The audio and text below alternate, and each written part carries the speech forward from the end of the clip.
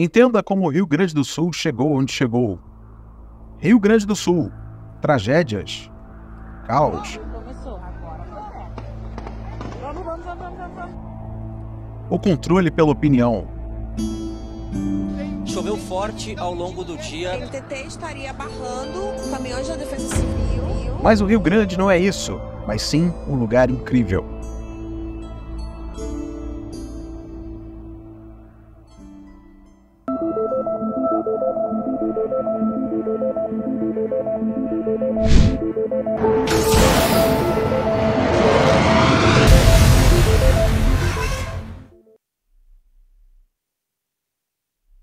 Nas últimas semanas, o estado do Rio Grande do Sul está ocupando posição de destaque midiático. Em meio a uma das maiores tragédias climáticas dos últimos tempos, o Rio Grande está em todos os jornais. No momento, todas as luzes da grande imprensa estão direcionadas para a região, trazendo o debate público inteiro para falar sobre o que vem acontecendo. Eu não sei se você já reparou, mas sempre que surge uma nova pauta, na qual a mídia coloca o foco, parece que durante dias ou até semanas, as pessoas não falam de outra coisa, no trabalho, na faculdade e em todas as esferas da vida pública. Parece que todos estão falando do mesmíssimo assunto. Bom, esse fenômeno já é conhecido e foi descrito muito bem por Richard Weaver, o qual nos diz que a imprensa age como uma lanterna mágica. Dentro dessa alegoria, nós, o povo, somos os vagalumes que seguem a luz para onde a lanterna está apontada. O que o autor queria nos dizer é que a imprensa define qual será o debate do momento, e dentro de uma gama de notícias e informações, o que será apresentado para o público, ao passo que, somente de estarmos falando sobre o que aparece em pauta na mídia, independente de discordarmos ou concordarmos no viés apresentado, nós já estamos sendo manipulados. Tendo isso em mente, você pode se perguntar, o que fazer? No caso da tragédia que acontece, o melhor que se faz é ajudar os necessitados de alguma forma e evitar alimentar o frenesi midiático, pois o que a grande mídia mais quer é o seu engajamento. É preciso se desvincular do debate proposto pela mídia e, portanto, desta forma, esse vídeo irá te ajudar a entender como o Rio Grande do Sul chegou onde chegou.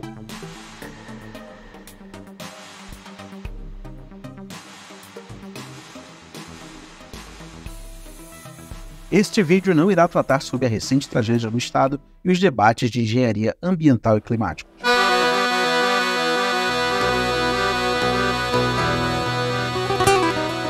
Você já se perguntou, de onde surgiu a cultura gaúcha? Com suas roupas tradicionais, arquitetura colonial e dialeto próprio, o Rio Grande, à primeira vista, evoca uma região de muita tradição. De fato, esse pensamento é correto. Entretanto, esse nobre estado do sul do nosso país esconde muito mais do que churrasco campeiro e chimarrão.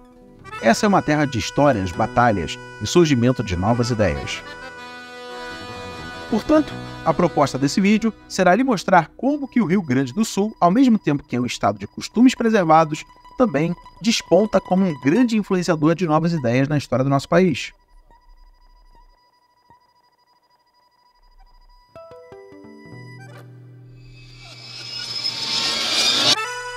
Antes de mais nada, devemos mergulhar nas origens desse maravilhoso estado.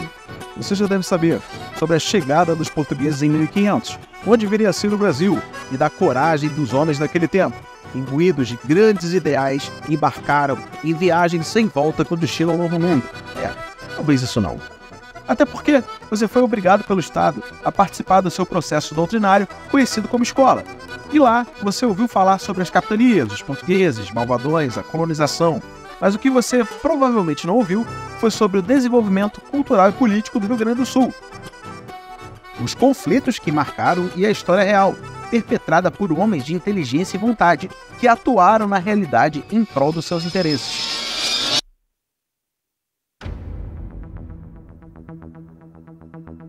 As origens do Rio Grande do Sul. O gaúcho é um povo forjado na pólvora e no sangue. Apesar de outras províncias que constituem o Império também terem enfrentado a guerra ao longo de sua história, como o Nordeste, que lutou contra as invasões holandesas, e o Rio de Janeiro, que lutou contra os franceses calvinistas. No Rio Grande, a guerra constitui o seu nascimento e a sua consolidação, como parte do Império Brasileiro. Tendo sido palco de diversas batalhas e até mesmo caráter internacional, as batalhas e o derramamento de sangue perpassaram os séculos na história da região. Já nas origens do descobrimento, vamos voltar aos tempos da escola. No Tratado de Tordesilhas, a terra que hoje é o Rio Grande não era de domínio português. Para muitos, isso pode parecer novidade, mas o fato é que de início o tratado colocava toda a América como pertencente à Espanha. Porém, em desenrolos diplomáticos, Portugal consegue firmar-se na terra do extremo ocidente, mas ainda assim sem a região que constitui o Rio Grande. Toda essa corrida colonialista geraria uma grande dualidade peninsular na Era dos Descobrimentos, que viria a ter um grande reflexo na América Latina, que é o que nós veremos ao longo dessa história.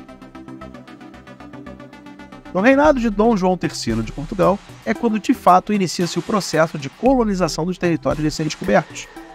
Com a formação das capitanias, entregue a pequenos senhores portugueses que detinham de espírito empreendedor, a introdução dos governos gerais e a vinda dos missionários da Companhia de Jesus, é que Portugal, de dentro das caravelas, traz o gigantesco arcabouço civilizatório de milhares de anos, que transbordaria em efervescência nas terras virgens tupiniquins.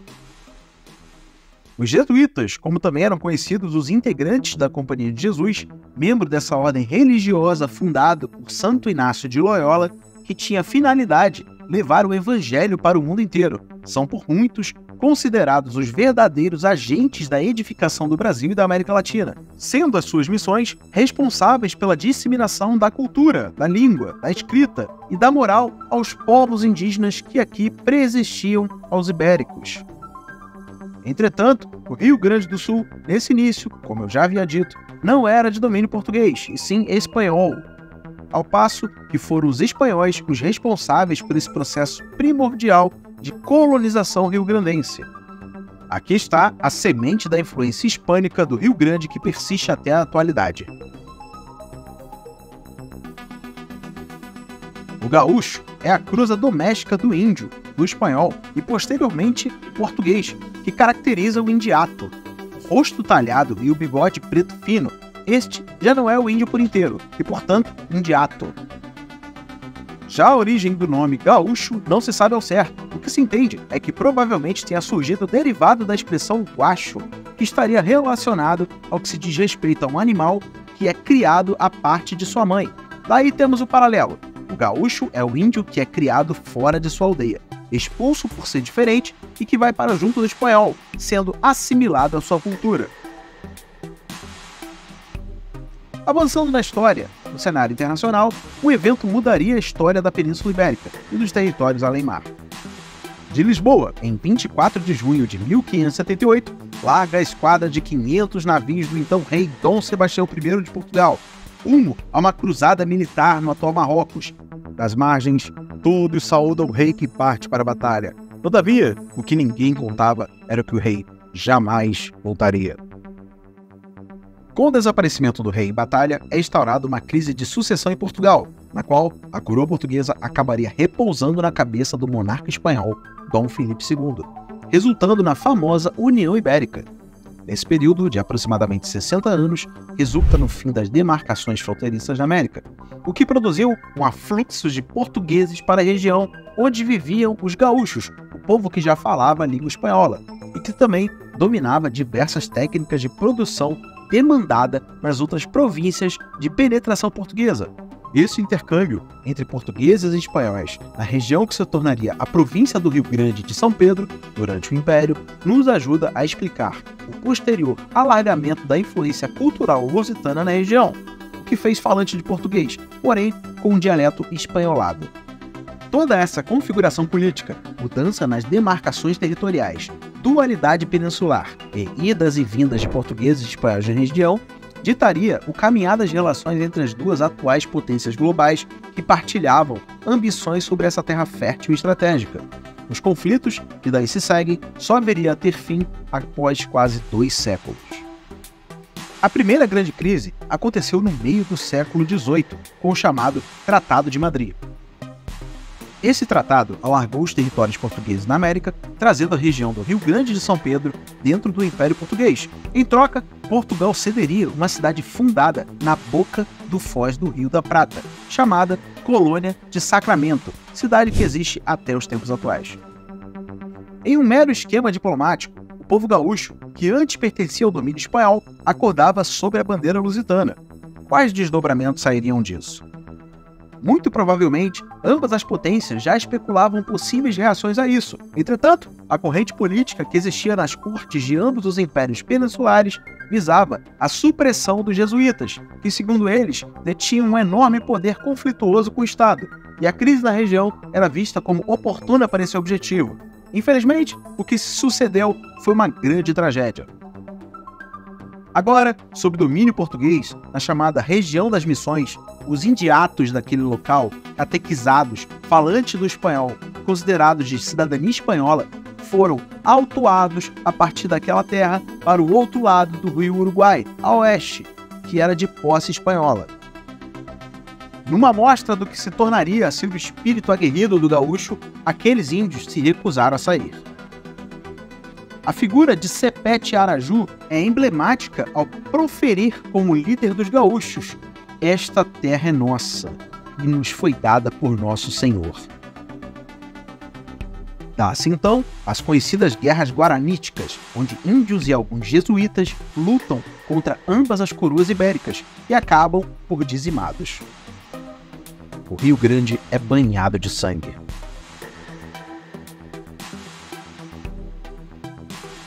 A insurgência e o protagonismo rio-grandense. No meio das minhas pesquisas, a pergunta que nunca saiu da minha mente foi: quais foram os motivos e peculiaridades que levaram o Rio Grande do Sul a tornar-se o que é no âmbito político? A resposta pode ser sintetizada de forma sucinta: um povo aguerrido, forjado em batalhas, orgulhoso, que nunca aceitou ser colocado de escanteio e que foi seduzido pelas novas ideias de independência, liberdade e progresso, com a promessa de protagonismo. A configuração territorial do que viria a ser a província do Rio Grande do Sul, diferente das outras províncias do Império, foi um processo intenso de batalhas conhecido como as Guerras Hispano-Portuguesas, que findam com a Guerra da Cisplatina, a qual definiria o Rio Grande do Sul como ele é hoje, com exceção da região das Missões, que consolida-se como domínio português somente com o Tratado de Badajoz em 1801. Uma das maiores peculiaridades do Rio Grande do Sul em relação ao resto da nação é que esse foi literalmente talhado por batalhas. Os conflitos que aconteciam no antigo continente reverberavam para colônias do outro lado do Atlântico, e diferente da corte do Rio de Janeiro, que recebia-os em forma de turbulência política, no Rio Grande do Sul resultavam-se em conflitos bélicos. Esta região, que envolve a proximidade com a foz da bacia do Rio Prata, localização extremamente estratégica, foi a pedra angular onde encontram-se as nações peninsulares na Era do Descobrimento e expansão colonial europeia, sendo assim, naturalmente, o epicentro das disputas territoriais. O Rio Grande do Sul, diferente das outras províncias, teve que conquistar e manter seu território. Já nessa época, existia um descontentamento por parte dos gaúchos com a capital Rio de Janeiro. O Rio Grande não era uma província autônoma, e sim uma extensão da província de Santa Catarina. Posteriormente, passou a ser uma região administrada diretamente pela corte fluminense, porém, somente após muito derramamento de sangue e de muitos gaúchos sendo usado como bucha de canhão nas guerras imperiais, como vai ser dito pelos farrapos, é que o Rio Grande passa a receber uma atenção maior por parte da corte, contudo, ainda desprezível na visão dos gaúchos. Isso desenvolve no povo do Sul um sentimento de rancor pela capital, visto o sangue gaúcho não tendo o merecido reconhecimento por tantas empreitadas. Após assistirem ao surgimento da independência do Uruguai, essa onda liberal se expande e atinge o coração dos habitantes vizinhos da novíssima república, sob uma motivação insurgente e uma justificativa que dizia sobre os abusivos impostos, os gaúchos levantam armas contra o Rio de Janeiro e trazem à tona a revolta dos farrapos. O objetivo dos revoltosos era depor o presidente da província, Antônio Rodrigues Fernandes Braga, que era de interesse fluminense, e colocar no seu lugar Bento Gonçalves, alinhado aos interesses sulistas. Nota-se que, originalmente, o movimento não visava a secessão, muito menos o caráter antimonárquico, visto por Bento Gonçalves ser um declarado monarquista. Porém, tudo isso ia mudar com a chegada de uma figura macabra. Giuseppe Garibaldi. Giuseppe, nos livros do Mac, é um sujeito de brilhantismo, visionário de extrema coragem e de caráter inabalável. O herói de dois mundos, responsável pela unificação italiana e outras condecorações. O que se oculta é a face sanguinária e ultra-revolucionária de Garibaldi, responsável pela perpetuação da cor vermelha como símbolo oficial das bandeiras de movimento de esquerda mundo afora, que contaminaria até mesmo a própria bandeira do Rio Grande do Sul. Garibaldi tem em seu legado o fato absolutamente desonroso de ter bombardeado Roma em nome das novas ideias de emancipação do homem de sua condição oprimida, de desvinculamento da tutela moral eclesiástica que reinava sobre as almas e da autoridade aristocrática que reinava sobre os corpos. Tudo isso em busca de uma nova condição ao gênero humano, de liberdade, igualdade e fraternidade universal entre todos os pares. Iguais, sem distinções, não mais autoridade e hierarquia nesse mundo. O homem agora estará com as rédeas do seu próprio destino. É cômico como o liberalismo é a ideologia da criança mimada. As pessoas hoje em dia não conseguem se transportar para contextos históricos políticos do passado. Portanto, quando se refere ao liberalismo como um fenômeno de esquerda, as pessoas não conseguem compreender essa análise, por associarem de imediato a uma posição mais à direita nos tempos atuais. O que as pessoas não enxergam é que o liberal é o direitista do amanhã, ou melhor dizendo, o esquerdista do passado. Mas, voltando ao nosso querido Rio Grande, Garibaldi, depois de ter espalhado terror pela Itália em suas campanhas revolucionárias, desembarca em terras tupiniquins, e junto de outros fatores, o movimento dos farrapos desvirtua-se para uma revolução republicana. No fim, após longos 10 anos, diferente das outras insurgências que aconteceram no Império, que eram rapidamente abafadas, os farrapos e os caramurus entraram em acordo, sendo os primeiros anistiados e reintegrados ao Império. Entretanto, a passagem de Garibaldi não passa sem deixar frutos. Os ideais revolucionários impregnam-se na mentalidade da elite política rio-grandense, somado às novas repúblicas que acabavam de nascer e rodeavam Rio Grande.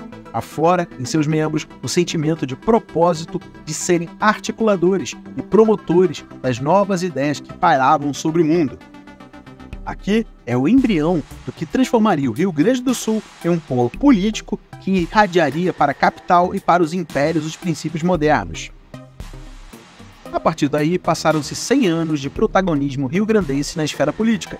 O povo do Sul exporta para o Rio de Janeiro e posteriormente para Brasília nomes como Gaspar Silveira Martins, Borges Medeiros, Júlio de Castilho, Getúlio Vargas, João Goulart, Brizola, entre outros. Ideias como o estatismo, o positivismo e o republicanismo. O Rio Grande constrói toda uma tradição política progressista e se torna, não palco, mas sim os bastidores do golpe republicano, onde mais tarde tomará o poder para si no novo regime com Getúlio como ditador. O Rio Grande assume o seu protagonismo. A causa separatista. Agora temos um panorama de como o Rio Grande do Sul veio a ser. O que ainda falta a ser respondido é o que o Rio Grande é. O que se vê hoje no Rio Grande é novamente o povo revolto, que agora, mais do que nunca, se sente escanteado pela capital, pois está, além de ainda mais longe fisicamente, também se mostra mais desconectado politicamente.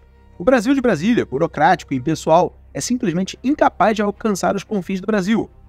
E na sua impessoalidade é avulso de gerência real sobre os problemas particulares do território brasileiro.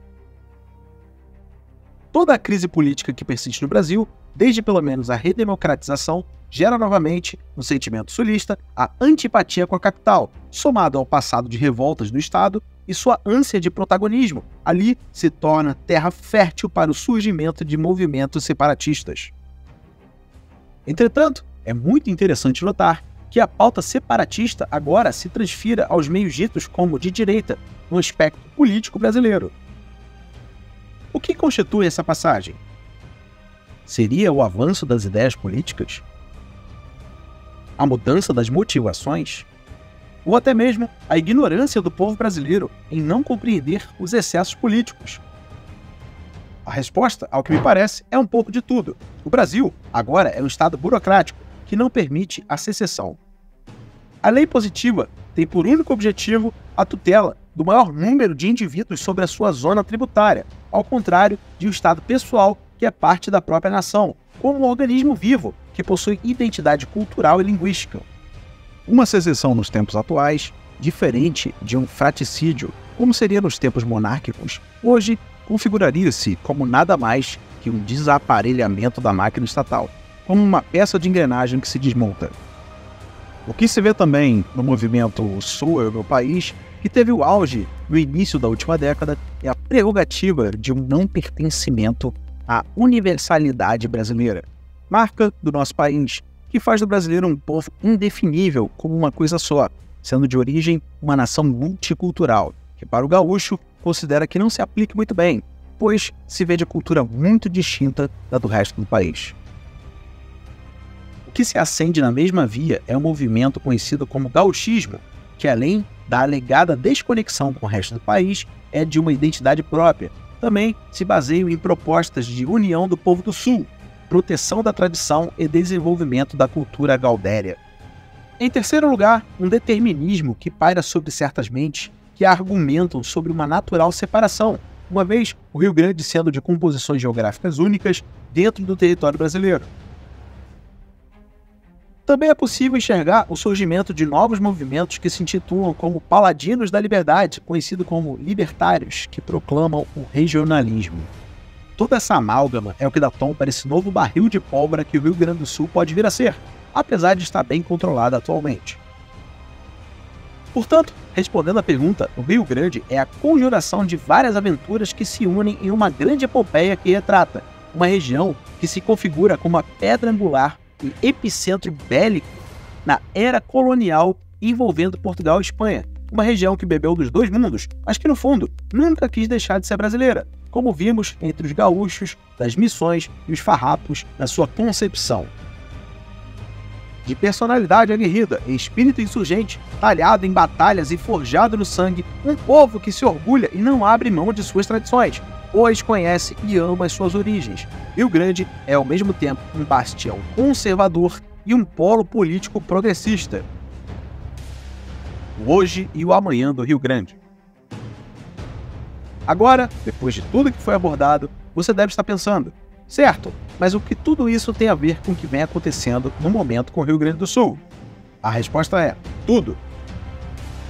Essa tragédia que assola o estado nada mais é que outra guerra que surge diante do povo gaúcho. E como vimos nesse vídeo, o gaúcho é um povo acostumado com a guerra. É isso que o gaúcho sempre fez ao longo de sua história toda. A mobilização massiva que acontece na região é o próprio espírito guerreiro ressurgindo em meio a esse povo que tem o sangue no combate. Muita gente, acho que por causa da mídia, muita gente falou assim, pô, vocês são heróis e tal. Uma coisa que eu mais vi lá foi herói, mano. Coisa que eu mais vi no Sul era super-herói. Era a galera que recebia na triagem as pessoas que eram resgatadas, que recebia as pessoas pra levar pro abrigo. E cara, vou te falar uma parada, sendo realista, deixando assim, eu não sou um cara político, não tô nem aí pra política, tipo, separando tudo isso. O que eu vi lá foi o povo pelo povo, mano. O gaúcho sempre foi ele por ele. O Rio Grande sempre foi o povo pelo povo. O gaúcho nunca precisou da capital e não é agora que irá precisar. E o que acontecerá ao final dessa guerra é o mesmo que aconteceu ao fim de todas as outras. O Rio Grande do Sul voltará ainda mais forte, ainda mais aguerrido e ressoará como um exemplo de força e caráter para o resto da nação.